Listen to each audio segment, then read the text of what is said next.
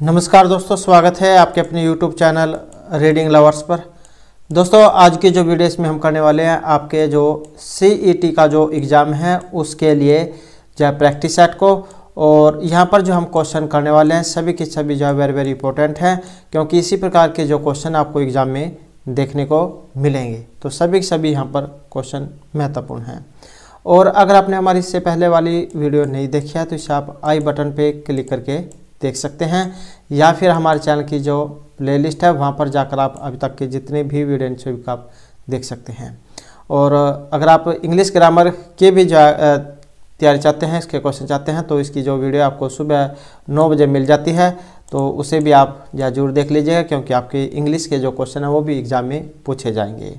तो उसके लिए भी आप जो है सब्सक्राइब जरूर कर लीजिएगा। और इसके अलावा कोई महत्वपूर्ण जो अपडेट आती है या कोई नई वैकेंसी, तो वह भी जो हम चैनल पर डालते रहते हैं, तो उसके लिए भी आप चैनल को सब्सक्राइब कर लीजिएगा। और हमारा जो टेलीग्राम ग्रुप है उस पर भी हम महत्वपूर्ण न्यूज़ अपडेट डालते रहते हैं, तो उसके लिए भी आप चैनल को सब्सक्राइब जरूर कर लीजिएगा। और इसका लिंक आपको इस वीडियो के डिस्क्रिप्शन में मिल जाएगा। तो अब जो हम यहाँ पर अपना जो क्वेश्चन पेपर है वो शुरू करते हैं।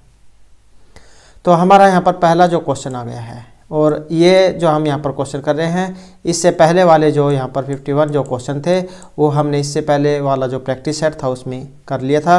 तो आज हम उससे आगे के जो क्वेश्चन हैं उनको यहाँ पर करने वाले हैं। तो हमारा क्वेश्चन है कि 5 घंटियाँ क्रमशः 6, 8, 12, 18, 45 सेकेंड के अंतराल पर बजती हैं। यदि वे प्रातः 10 बजे एक साथ बजना आरंभ करें तो पुनः कितनी देर बाद में बजेंगी?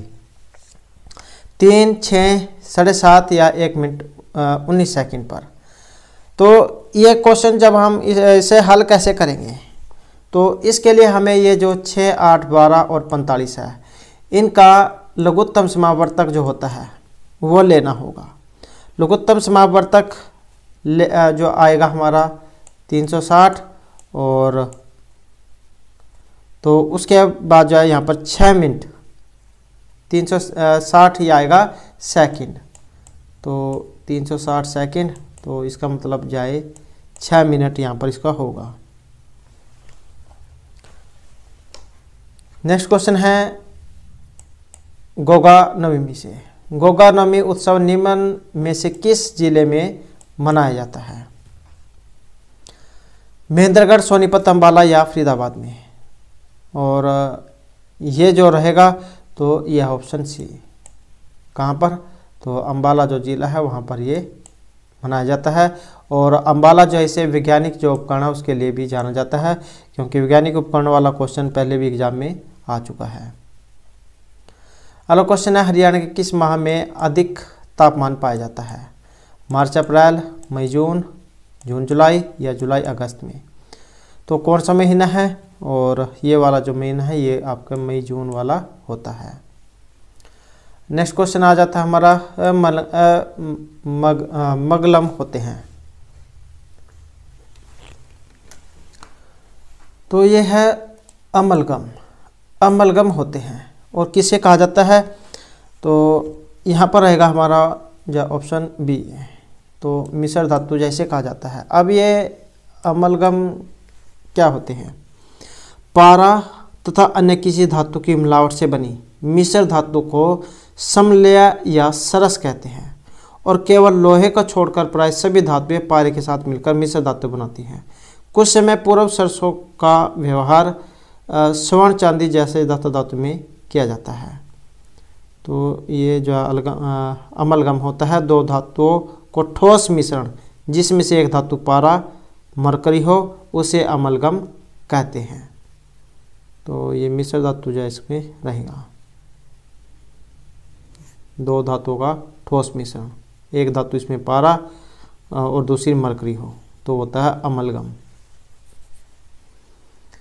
अगला क्वेश्चन आ जाता है हमारा पिता की आयु अपने पुत्र की आयु की 5 गुना से 1 अधिक है। 3 वर्ष के बाद पिता की आयु पुत्र की आयु से 4 गुना से 2 वर्ष कम होगी, तो पिता की वर्तमान आयु क्या होगी? तो इसमें जो हमारा यहाँ पर सी आंसर, तो ये है ऑप्शन सी वाला 31 वर्ष। तो इसमें क्या होगा, आपने मानना पड़ेगा कि माना जो पुत्र है, पुत्र की आयु क्या हो जाएगी, x हो जाएगी, x वर्ष, और पिता की वर्तमान आयु कितनी हो जाएगी, तो ये हो जाएगी 5x प्लस में 1। तो प्रश्न के अनुसार 3 वर्ष के बाद, तो 3 वर्ष के बाद कितनी होगी फिर, तो 3 वर्ष के बाद हो जाएगी ये 5x प्लस 1 और प्लस में 3 बराबर में 4x प्लस में 3 और -2। उसके बाद जब हम इसे हल करेंगे तो फिर ये बन जाएगा आपका 5x प्लस में 4 बराबर 4x प्लस में 12 माइनस के 2, तो ये हो जाएगा x कितना आ जाएगा हमारा 6।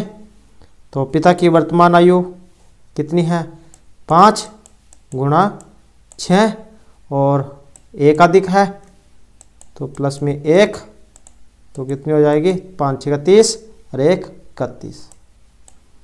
31 वर्ष। इस प्रकार से ये हो जाएगी।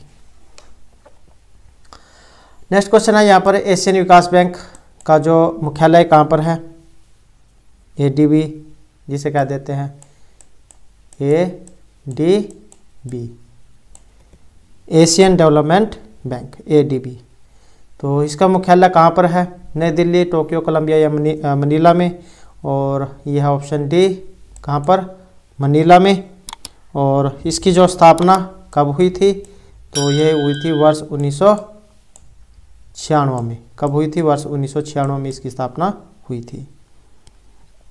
और सदस्यों की संख्या कितनी है, तो ये है 67। नेक्स्ट क्वेश्चन है, इनमें से किस द्रव का घनत्व सबसे कम है, स्वजल, नमकीन जल, पेट्रोल या मरकरी का।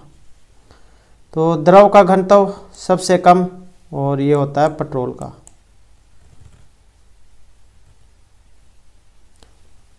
और ये द्रव के जो घनत्व है इसकी माप हाइड्रोमीटर के द्वारा ज्ञात की जाती है और यह वायुमंडलीय ताप, दाब और द्रव की प्रकृति पर निर्भर करता है। तो ये द्रव का घनत्व सबसे कम जो यहाँ पर पेट्रोल का इनमें माना गया है।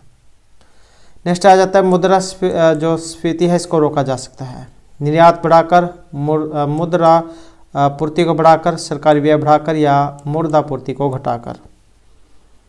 तो ये मुद्रास्फीति को रोका जा सकता है, तो ये है मुद्रास्फीति को घटाकर।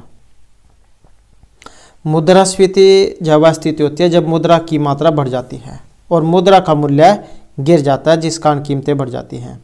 तो मुद्रास्फीति को रोकने के लिए मुद्रास्फीति को घटा दिया जाता है तथा ब्याज दर ऊंची कर दी जाती है।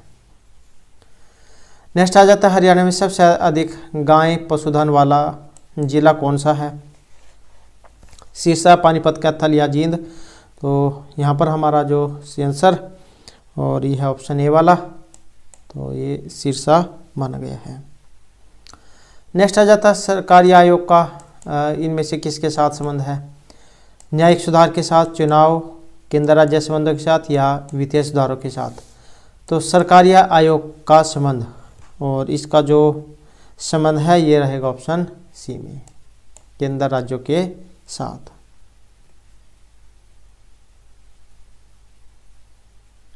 और अगर इसके गठन भी जो एग्जाम में आ जाए तो ये हुआ था मार्च कब 1983 में, मार्च 1983 में न्यायाधीश थे रणजीत सिंह सरकारिया की अध्यक्षता में एक आयोग का गठन किया गया था और इस आयोग ने वर्ष 1987 में अपनी रिपोर्ट प्रस्तुत की थी।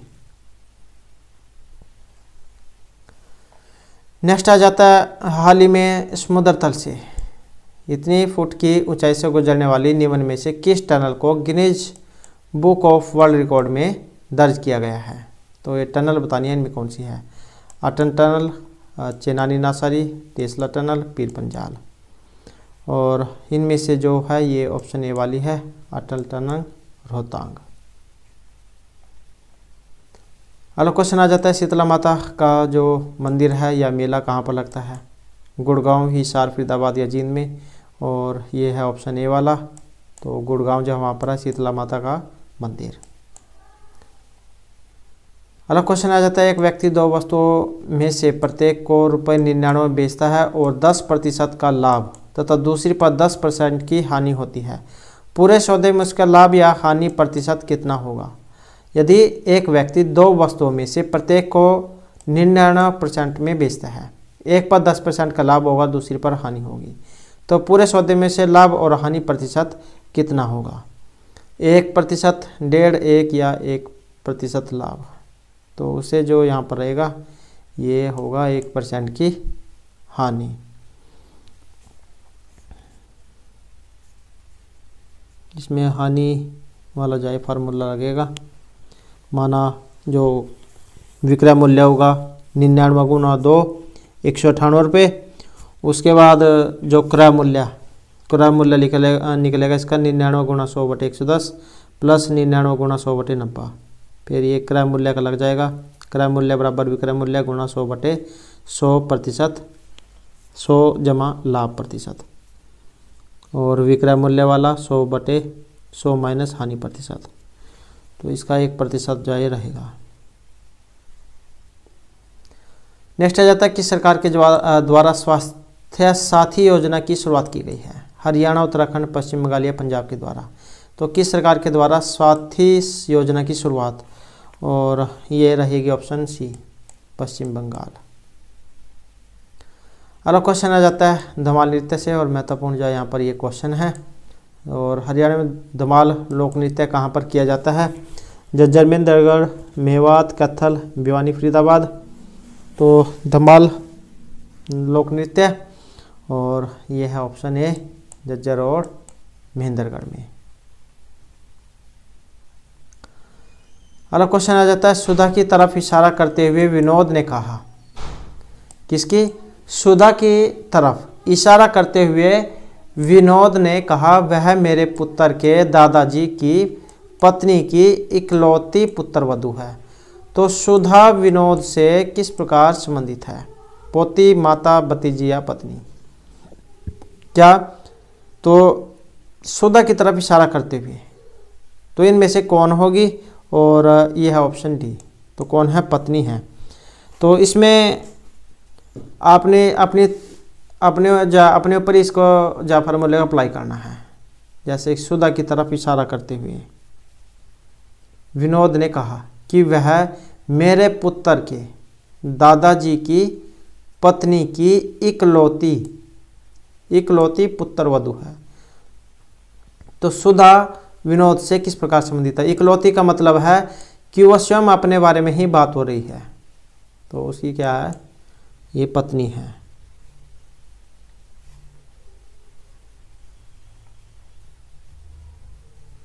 नेक्स्ट आ जाता है निम्नलिखित में से किसने सबसे पहले नोबेल पुरस्कार जीता था? रविंद्रनाथ टैगोर, अरविंद खुराना, डॉक्टर सीवी रमन या प्रोफेसर अमर्त्य सेन।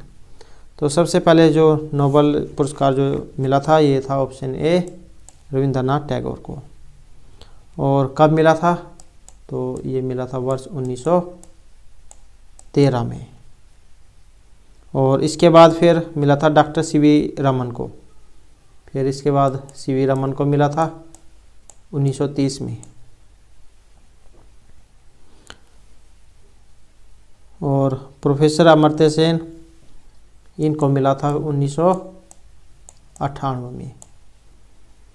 और ये अरविंद खुराना, इनको मिला था ये 1968 में। इनको 1968 में मिला था। नेक्स्ट क्वेश्चन आ जाता है पंचकूला प्रसिद्ध है घड़ियों के लिए, बर्तनों के लिए, इलेक्ट्रॉनिक सामान के लिए या धूप के चश्मों के लिए। तो पंचकूला, और ये है ऑप्शन सी, इलेक्ट्रॉनिक्स के लिए। अगला क्वेश्चन आ जाते हैं यहाँ पर स्कर्वी रोग। यहाँ से भी आप याद रख सकते हैं, सी से स्कर्वी। विटामिन ए की कमी, बी की कमी, डी की या विटामिन सी की कमी से। तो इसका ऑप्शन डी है। अगर ऐसे नहीं याद रहता है स्कर्वी से कौन सा रोग होता है, तो ये आप याद रख सकते हैं। विटामिन सी जो है इसकी कमी से स्कर्वी रोग होता है, सी से स्कर्वी और विटामिन सी, यहाँ से आप इसे याद रख सकते हैं अगर आपको याद नहीं रहता है। और इस रोग में मसूड़ों से खून जो होता है रुधिर उसका स्त्राव और भार में कमी हो जाती है। तो ये विटामिन सी जो उसकी कमी से हमारे दांत जो उसमें से खून निकलता है। विटामिन सी हमारी जो जितने भी खट्टे फल होते हैं, नींबू वगैरह, तो उनसे मिलता है। नेक्स्ट क्वेश्चन आ जाता है, कुछ मित्रों ने मिलकर एक पिकनिक पर जाने की सोची और खाने पर ₹96 खर्च करने की योजना बनाई, परंतु इनमें से 4 पिकनिक पर नहीं जा सके। तो परिणाम स्वरूप प्रत्येक को ₹4 अधिक देने पड़े। तो कितने पिकनिक पर गए? 8, 16, 12 या फिर 24? तो यहाँ पर रहेगा ऑप्शन ए। तो माना पिकनिक पर गए x, तो जब हम इसे जो है हल करेंगे तो 8 जो है आएगा। नेक्स्ट क्वेश्चन आ जाता है यहाँ पर, गलत संख्या आपने इनमें एक बतानी है। 1, 3, 7, 15, 27, 63 और 127। तो गलत संख्या इनमें कौन सी है? और यहाँ पर जो गलत संख्या है तो ये ऑप्शन ये वाली है 27। 1 और 2, 3, यहाँ से 1 और 2, 3, 3 और 4, 7, 7 और 8, 15, 15 और यहाँ पर आना चाहिए था जैसे 1, 4, 8, 8 और 7, 15 और 15 और 12 कितने होते हैं? 27 होते हैं। और इससे अगला भी देख लेते हैं। तो 27 की जगह पर यहाँ पर क्या होना चाहिए था? 31 जा होना चाहिए था। उसके बाद यहाँ पर 8, 2, 4, 8, 2, 4, 8, 8 के बाद जा यहाँ पर होना चाहिए था 16, 16 के बाद 32 और 32 के बाद 64। 2 एकम 2, 2 दूनी 4, 4 दूनी 8, 8 दूनी 16, 16 दूनी 32, 32 दूनी 64। तो इस प्रकार से जो यहाँ पर चल रहा है और ये 27 जो गलत है। नेक्स्ट है, विश्व का सबसे बड़ा डेल्टा कौन सा है? नील, गंगा, ब्रह्मपुत्र या सुंदरवन का डेल्टा? और यहाँ पर है ये ऑप्शन डी वाला। तो सबसे बड़ा जो डेल्टा है ये सुंदरवन का डेल्टा है। नेक्स्ट आ जाता है, रासायनिक दृष्टि से चूने का पानी calcium hydroxide, sodium carbonate, sodium hydroxide या कैल्शियम कार्बोनेट? तो रासायनिक दृष्टि से चूने का पानी, और ये है ऑप्शन ए कैल्शियम हाइड्रोक्साइड।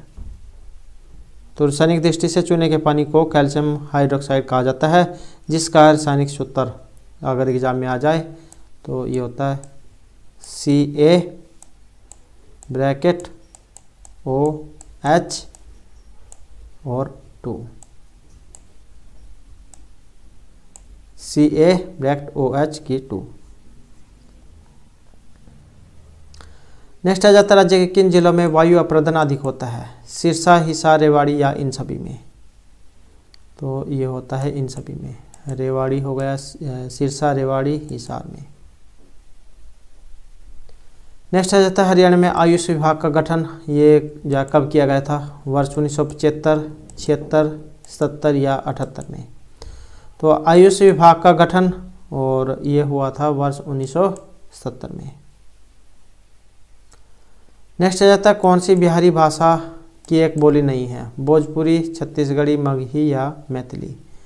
तो ये बिहारी भाषा की एक बोली नहीं है और यह है छत्तीसगढ़ी।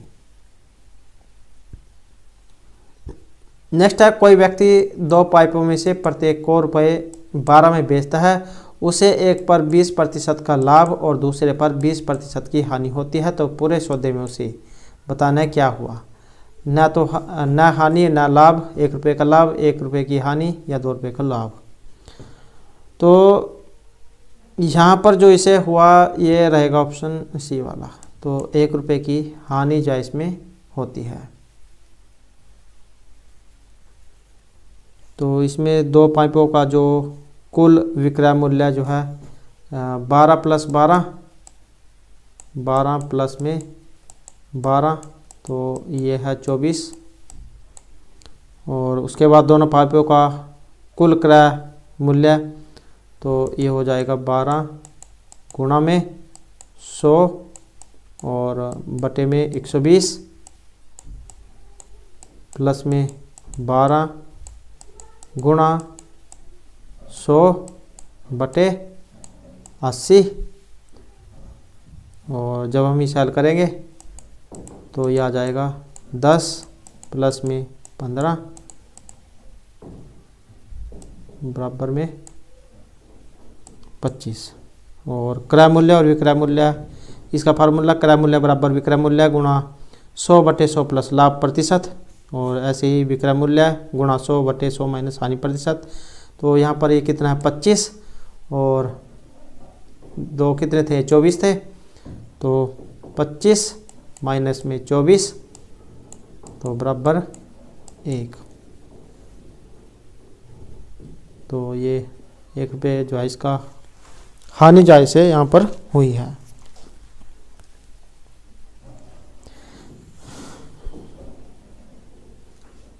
नेक्स्ट क्वेश्चन आ जाता है हमारे यहाँ पर दो क्वेश्चन है यहाँ पर, ये 79 और 80। One word flowing word sentence, one who sacrifice his life for a case. तो इसे क्या कहा जाता है?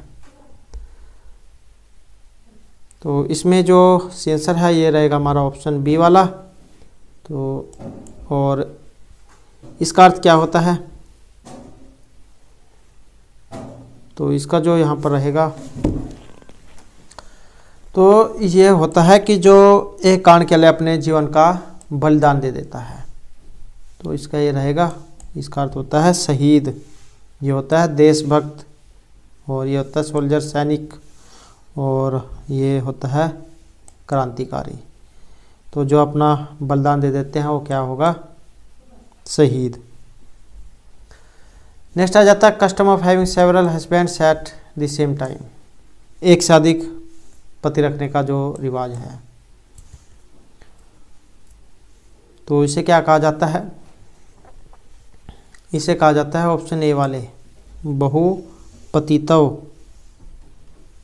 ये होता है बहुभाषी विद, बहुलिंगी या बहुविवाह। तो इसका ऑप्शन ए रहेगा बहुपतित्व, जिसके एक से ज़्यादा पति हो।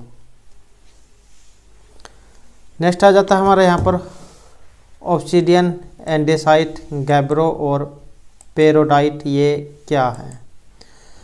बहिर्वेदी चट्टान है, कायांतरित है, अंतःवेदी या अवसादी चट्टान है। और ये क्या होते हैं? तो ये अंतःवेदी चट्टान होते हैं। ज्वालामुखी उद्गार के समय जब मैग्मा ऊपर की तरफ अग्रसर होकर धरातल के ऊपर न पहुंचकर धरातल के अंदर ही ठंडा होकर ठोस रूप धारण कर लेता है, तो उसे अंतर्वेदी चट्टान कहते हैं।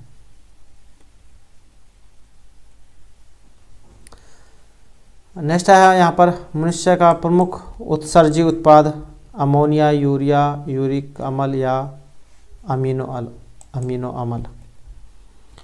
और इसका जो रहेगा ये है ऑप्शन बी वाला। तो मनुष्य का प्रमुख उत्सर्जी उत्पाद जो है ये यूरिया को माना गया है। नेक्स्ट है 20% और 10% के क्रमिक बट्टे के समतुल्य बट्टा इनमें कौन सा है? 30, 15, 28 या 25%। तो ये होता है ऑप्शन सी वाला 28%। तो समतुल्य बट्टा कैसे होगा? तो ऐसे होगा ये 20 प्लस में 10 माइनस 20 गुणा में 10 बटे 100 और 20 और 10 30 माइनस 2। जब हम इसे अलग करेंगे तो ये 2 आ जाएगा, 30 माइनस 2 ये हो जाएगा 28। तो ये फार्मूला है आपका सूत्र, इस तरीके से लगाकर आप इसे हल कर सकते हैं। 20 जमा 10 माइनस 20 गुणा 10 बटे 100, तो यह जाएगा 28।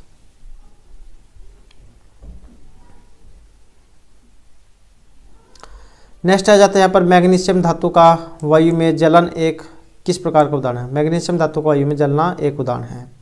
भौतिक परिवर्तन, रासायनिक, उष्मागतिकी या इनमें से कोई सभी नहीं। तो मैग्नीशियम धातु का वायु में जलना और ये जो उदाहरण माना गया है ये एक रासायनिक परिवर्तन का उदाहरण है।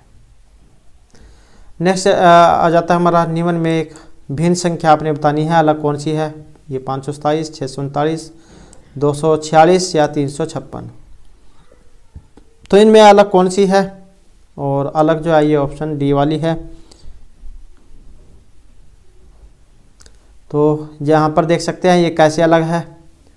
5 और 2 7, 4 और 2 6, 6 और 3 9, 3 और 5 8, 3 और 5 कितने होते हैं 8 होते हैं। तो इसी कारण से ये अलग है।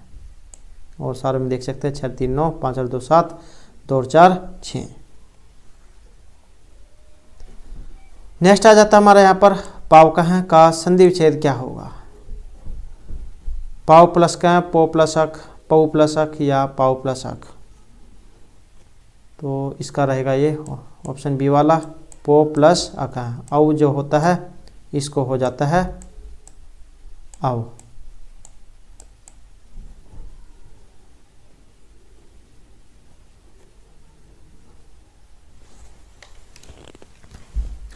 तो यहाँ जो हमारा बनेगा ये है ऑप्शन सी वाला, पौ प्लस अक है, क्योंकि ये यहाँ पर ये वाला फार्मूला होता है। औ जो होता है इसको होता है आओ आओ, और अगर एक हो तो इसको होता है औ। तो यहाँ पर क्या है ये आओ है आओ, तो ये किसको होता है ये औ को होता है, औ को आओ, और अगर एक होती मात्रा फिर ये औ होता। तो ये पाव का है बनेगा, पौ प्लस का है पाव का है। तो ये ऑप्शन सी वाला यहाँ पर रहेगा। नेक्स्ट आ जाता है जब राष्ट्रपति और उपराष्ट्रपति दोनों ही अनुपस्थित हों तो कौन सा अधिकारी राष्ट्रपति के स्थानापन्न के रूप में काम करता है। जब राष्ट्रपति और उपराष्ट्रपति जो है किसी कारण से जो अनुपस्थित हों, छुट्टी पर हों, तब उनके बाद उनका जो काम है वो कौन देखता है। उच्चतम न्यायालय के मुख्य न्यायमूर्ति, दिल्ली के उपराज्यपाल, लोकसभा अध्यक्ष, प्रधानमंत्री। तो जब राष्ट्रपति और उपराष्ट्रपति दोनों ही अनुपस्थित हों तो यहाँ पर जो आंसर है ये रहेगा ऑप्शन ए, उच्चतम न्यायालय के जो मुख्य न्यायमूर्ति जो होते हैं।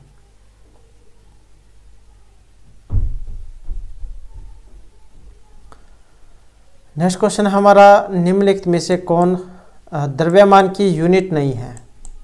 पौंड, किलोग्राम, ग्राम या फिर डाइन।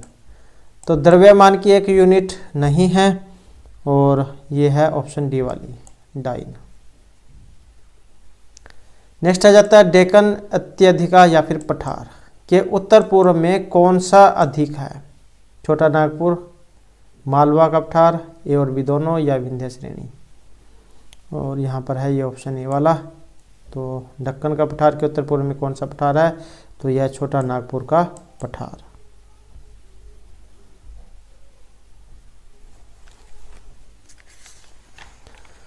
नेक्स्ट क्वेश्चन आ जाता है हमारा अंधे के आगे रोने का अर्थ क्या होता है।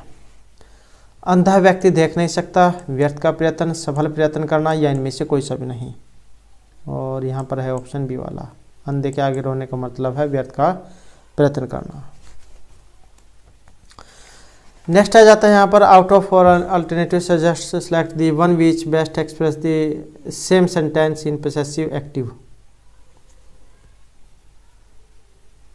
तो इसका बताना फिर आपने, ये एक्टिव पैसिव में did the sounds disturb you, इसका जो है यहाँ पर कौन सा बनेगा। और इसका रहेगा ये ऑप्शन बी वाला, were you disturb by the sound.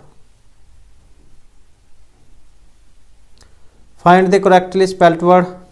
तो सही स्पेल्ड वर्ड जो है यहाँ पर जो सही स्पेलिंग जो वो आपने बतानी है इनमें किसकी है। और सही जो है ये है ऑप्शन सी वाली, यूनोमियस इनकी है, इसे कहा जाता है अपमानजनक। इसका जो अर्थ है ये होता है प्रभावशाली, ये होता है इग्नोर मतलब अनजान, और ये होता है स्वभाव। तो सही जो है ऑप्शन सी वाला रहेगा, ये वाला। नेक्स्ट है चूज द वर्ड अपोजिट। विलोम जो विपरीतार्थक होते हैं, उल्टे अर्थ वाले, वो आपने बताना है। इसका यहाँ पर उल्टा अर्थ इनमें कौन सा है विपरीत वाला? इसका अर्थ होता है बेकार। तो इसका बेकार का कौन सा रहेगा? तो इसका रहेगा यहाँ पर ऑप्शन सी वाला, एक वचन।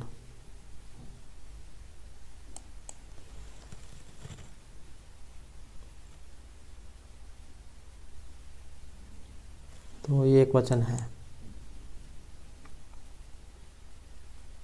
नेक्स्ट आ जाता है choose the one which can be substitute for the given sentence. One word who lives once country in order in settle permanently in another is called।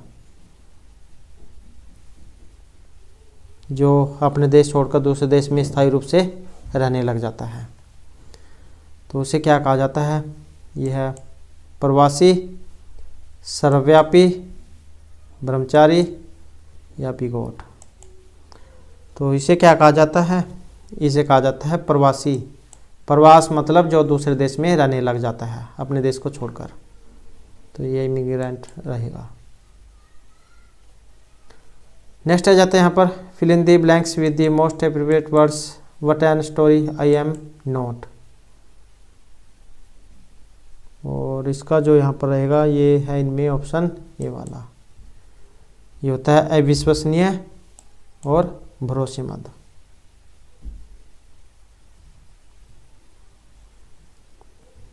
Next आ जाता है संदिग्ध भूतकाल का उदाहरण इनमें कौन सा है? आज मैं यह उपन्यास पढ़ रहा था, तुमने यह काम कब किया? आज वह पत्र लिख चुका होगा या शायद आज बारिश हो। तो संदिग्ध इसमें कौन सा है? संदिग्ध है यहाँ पर ऑप्शन सी वाला, कि आज वह पत्र लिख चुका होगा। तो ये शंका है, संदिग्ध है कि उसने शायद आज पत्र लिख लिया हो। नेक्स्ट आ जाता है क्रिया का मूल रूप, काल, विशेषण, वाच्य या धातु। तो क्रिया का जो मूल रूप उसे कहा जाता है धातु, जैसे पढ़ना, लिखना, खाना, पीना, तो ये सभी क्या है? धातुएं हैं। नेक्स्ट आ जाता है निम्न में से विशेषण की उत्तम अवस्था कौन सी है? उच्चतम, उच्च, उच्चतर या उच्चता। जैसे आपने डिग्री करते हैं गुड, बेटर, बेस्ट वाली, तो ऐसे यहाँ पर उत्तम अवस्था, और ये होती है ऑप्शन ए वाली उच्चतम। जैसे गुड, बेटर, फिर बेस्ट होता है, ऐसे ही उच्च, उच्चतर, उच्चतम, तो ये वाली हो जाएगी। नेक्स्ट है जलोग का सही संधि विच्छेद कौन सा है? और इसका है ये ऑप्शन बी वाला, जल प्लस ओग है, जलोग है या जलोद है। और इसमें संधि कौन से एग्जाम में आ जाए? तो इसमें ये वाली जो दो मात्राएं दी गई हो, तो इसका मतलब है कि उसमें वृद्धि संधि है। किसका है? तो ये वृद्धि संधि जो है उसका उदाहरण है, जहाँ पर दो मात्राएं दी गई हो। अगर एक मात्राएं हो, मतलब ओ वाली मात्रा, तो इसका मतलब है कि वहाँ पर गुण संधि होगी। नेक्स्ट है उल्टी पट्टी पढ़ाना, मुहावरे का अर्थ गलत सलाह देना, गायब हो जाना, अहित सोचना, सिफारिश के लिए चक्कर लगाना। तो उल्टी पट्टी पढ़ाना, इसका अर्थ क्या होता है? इसका होता है गलत सलाह देना, या फिर आप कह सकते हैं बहकाना। तो यह उल्टी पट्टी पढ़ाना। और नेक्स्ट आ जाता है हमारा यहाँ पर हिंदी की मूल जो उत्पत्ति हुई है, लौकिक संस्कृत, वैदिक संस्कृत, मगधी या सौरसेनी अपभ्रंश से। तो हिंदी की जो मूल उत्पत्ति जो मानी गई है, ये ऑप्शन रहेगा डी, सौरसेनी अपभ्रंश जो है इससे इसकी उत्पत्ति मानी गई है। नेक्स्ट आ जाता है भारत की प्रथम देश भाषा कौन सी है? पाली, संस्कृत, प्राकृत या इनमें से कोई सी भी नहीं। और यह ऑप्शन ए वाली। तो भारत की जो प्रथम देश भाषा थी ये थी पाली। नेक्स्ट आ जाता है कौन सी भाषा संस्कृत भाषा का अपभ्रंश है? खड़ी बोली, ब्रज, अवधी या पाली भाषा। तो कौन सी भाषा संस्कृत भाषा का अपभ्रंश है? और यह है पाली भाषा। नेक्स्ट है भाषा के शुद्ध रूप का ज्ञान किससे होता है? लिपि से, व्याकरण से, लिखित भाषा से या इनमें से कोई सा भी नहीं। तो ये होता है व्याकरण से। नेक्स्ट है हिंदी में स्वतंत्र रूप से बोले जाने वाले अक्षर क्या कहलाते हैं? स्वर, संयुक्त अक्षर, व्यंजन या स्वतंत्र ध्वनि। तो हिंदी में स्वतंत्र रूप में बोले जाने वाले अक्षर, और ये कहलाते हैं स्वर। नेक्स्ट आ जाता है हिंदी भाषा में वे ध्वनियाँ कौन सी होती हैं जो दूसरी ध्वनियों की सहायता से बोली या लिखी जाती हैं? तो वे ध्वनियाँ जो दूसरी ध्वनियों की सहायता से बोले और लिखी जाती हैं, स्वर, व्यंजन, वर्ण या अक्षर। तो वे होते हैं व्यंजन। नेक्स्ट है क, ख, ग और फ में कौन सा उर्दू से लिया गया है? तो इनमें कौन सा उर्दू से लिया गया है? क, ग, फ या ख। तो उर्दू से जो यहाँ पर लिया गया है ये ऑप्शन डी वाला है। यहाँ पर इसके नीचे आप देख सकते हैं एक बिंदी सी लगी हुई आपको दिखाई दे रही होगी। तो ये आपकी उर्दू से है, पहचान बस यही है इसकी। नेक्स्ट है जिन शब्दों के अंत में अ आता है तो उसे क्या कहते हैं? अनुस्वार, अयोगवाह, अंतस्थ या आकारांत। जो जिनके अंत में आ आता है तो उन्हें हम अकारांत कहते हैं। ई होगी तो इकारांत, ऊ होगा तो उकारांत। जैसे किसी का नाम लगा लो आप, हरि है, ई है, इकारांत हो गया। भानु हो गया, ऊ है, उकारांत हुआ है। राम है, राम में म में आकारांत हो गया। तो इस प्रकार से आप इनको जान सकते हैं। नेक्स्ट आ जाता है निम्नलिखित प्रश्नों में से 4 वैकल्पिक वर्तनी दी गई है, सही वर्तनी वाले शब्द आपने बताने हैं। तो सही वर्तनी इनमें कौन सी है? सही जो है इसमें ये ऑप्शन सी वाली है, अनुच्छेद इस प्रकार से लिखा जाता है। और 10 में कौन सा सही है? ये ऑप्शन बी वाला है, पूंजीवाद। और 11 में कौन सा है? तो ये ऑप्शन सी वाला है, अंतर्निहित। और नंबर 12 में यह ऑप्शन डी वाला, परीक्षा। और 13 में यह ऑप्शन ए वाला, षड्यंत्र। उसके बाद निम्नलिखित प्रश्न दिए गए शब्दों में प्रयुक्त संधि के प्रकार का चयन कर उसके नीचे दिए गए विकल्प से कीजिए। जैसे कवीश्वर है, ये किस संधि का उदाहरण है? दीर्घ है, गुण है, व्यंजन है या स्वर संधि है? तो कवीश्वर जो यहाँ पर आया है ये आपका दीर्घ जो संधि है इसका उदाहरण है। ये यहाँ से भी आप पहचान कर सकते हैं, इसमें क्या है, बड़ी ई है, दीर्घ ई। तो ये दीर्घ संधि का उदाहरण है। गुण का होता तब इसके ऊपर एक मात्रा होती। नेक्स्ट है यहाँ पर संसार, स्वर संधि है, विसर्ग है, व्यंजन या इनमें से कोई सी भी नहीं। तो ये किस संधि का है? और यह है व्यंजन संधि का।